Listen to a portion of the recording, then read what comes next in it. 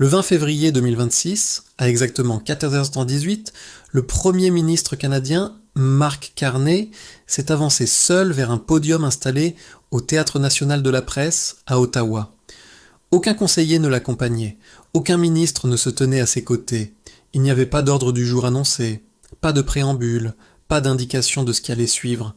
La convocation avait été lancée moins d'une heure à l'avance. Et pourtant, les caméras des grands réseaux nord-américains et mondiaux retransmettaient déjà en direct. Le Premier ministre a ajusté le microphone, fixé les objectifs et s'est tenu immobile dans une salle bondée, plongé dans un silence absolu. Ce qui a suivi a duré 4 minutes et 17 secondes. 4 minutes et 17 secondes de paroles qui ont tout changé. Je suis journaliste et depuis des années j'observe la danse complexe entre philosophie politique, courants culturels et principes fondateurs qui façonnent nos démocraties. Aujourd'hui, je veux vous expliquer ce qui est réellement en jeu. Ce que nous vivons touche à la santé de nos alliances, à l'intégrité de nos institutions et au long chemin de la crédibilité occidentale sur la scène internationale. Si cette analyse rejoint quelque chose qui vous tient à cœur, je vous invite à aimer cette vidéo, à la partager avec quelqu'un qui croit encore que la pensée claire a de la valeur et à vous abonner pour ne rien manquer. Carney a lu ses remarques avec calme et méthode, les yeux rivés sur ses notes. Il n'a pas accepté les questions. Il ne s'est pas arrêté pour laisser place aux réactions. Il a dit uniquement ce que son pays et une grande partie du monde attendaient d'entendre depuis des mois de la part d'un dirigeant occidental. Lorsqu'il a terminé, il a plié sa déclaration, s'est détourné du podium et est parti sans regarder en arrière. En quelques minutes, la vidéo est devenue virale sur toutes les grandes plateformes. En moins d'une heure, des dirigeants du monde entier avaient commencé à réagir. En moins de 90 minutes, le président des États-Unis publiait une série de messages sur les réseaux sociaux qui transformaient ce qui était déjà une crise diplomatique sérieuse en quelque chose de considérablement plus dangereux. Une possible rupture entre deux pays qui partagent la plus longue frontière non défendue au monde. Ce que nous observons n'est pas un différend commercial. Ce n'est pas un désaccord diplomatique entre nations voisines qui se résoudra avec une poignée de main et un coup de téléphone. Un lien qui a façonné la sécurité, la prospérité et l'identité nord-américaine pendant 3 générations est en train d'être poussé jusqu'à son point de rupture. Pour comprendre pourquoi Carney a choisi ce moment précis, ces mots précis et cette manière particulière de les livrer, seul, sans annonce préalable, face aux caméras du monde entier, il faut examiner les 24 heures qui ont précédé cette prise de parole.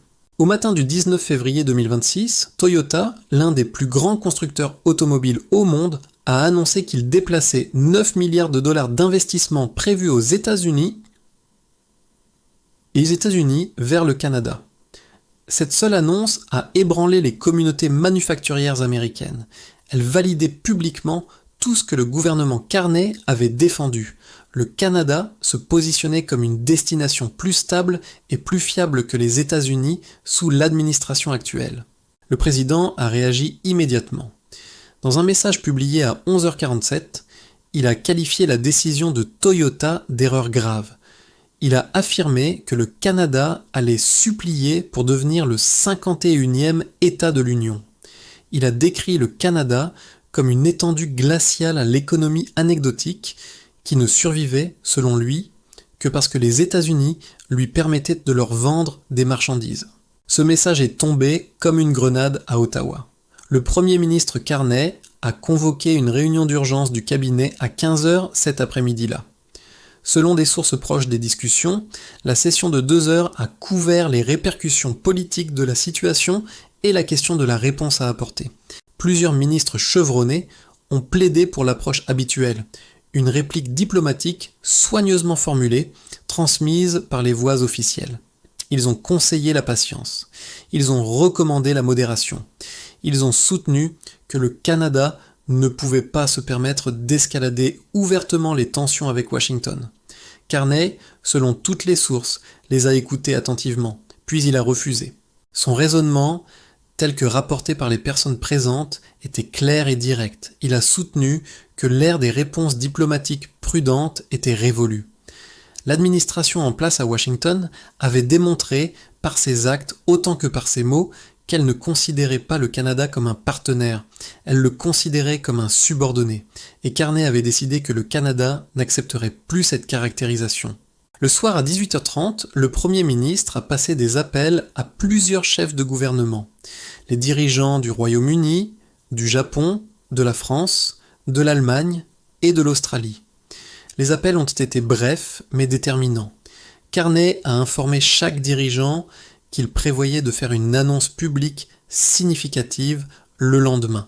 Une annonce qui modifierait fondamentalement la relation du Canada avec les États-Unis. Il a implicitement sollicité leur compréhension et leur soutien. Les 5 dirigeants ont, chacun à leur manière, indiqué qu'ils comprenaient. Chacun l'a assuré que son pays se tiendrait aux côtés du Canada. Ce détail n'est pas une simple note de bas de page, il était la pierre angulaire de toute l'approche de Carney. Dans le sens le plus important, il ne s'est pas avancé seul vers ce podium. Il s'y est présenté avec la certitude tranquille que les membres principaux de l'Alliance occidentale, le Royaume-Uni, l'Australie, la France, l'Allemagne et le Japon lui avaient déjà signifié leur soutien. Il savait que le Canada ne serait pas diplomatiquement isolé, quelle que soit la réponse de Washington. Ce seraient les États-Unis qui le seraient. Le lendemain matin, Carney a informé l'ensemble de son cabinet de ce qu'il avait l'intention de dire. Il leur a lu le texte. Les personnes présentes ont rapporté que la salle était tombée dans le silence à la fin de sa lecture. La vice-première ministre a posé la seule question qui planait dans la pièce. Était-il certain que c'était la bonne voie pour un à suivre ? La réponse de Carney a été brève et définitive. La relation telle qu'il l'avait interconnue était déjà terminée. Elle avait été rompue par l'autre partie.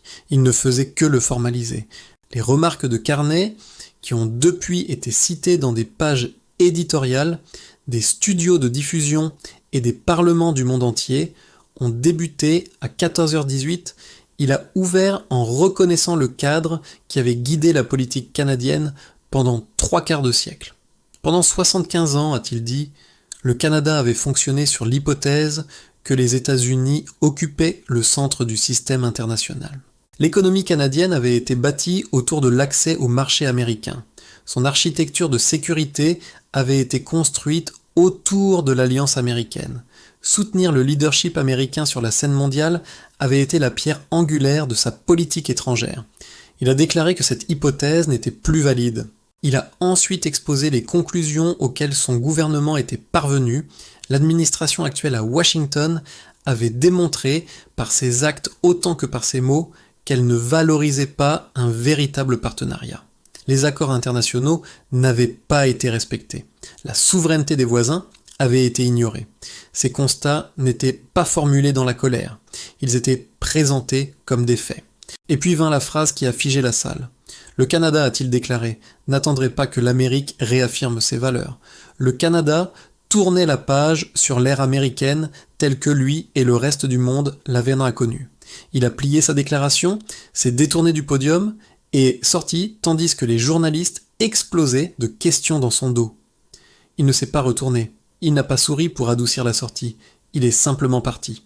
90 minutes plus tard, la crise diplomatique s'est transformée en quelque chose de plus périlleux encore lorsque le président américain a répondu avec 4 publications consécutives.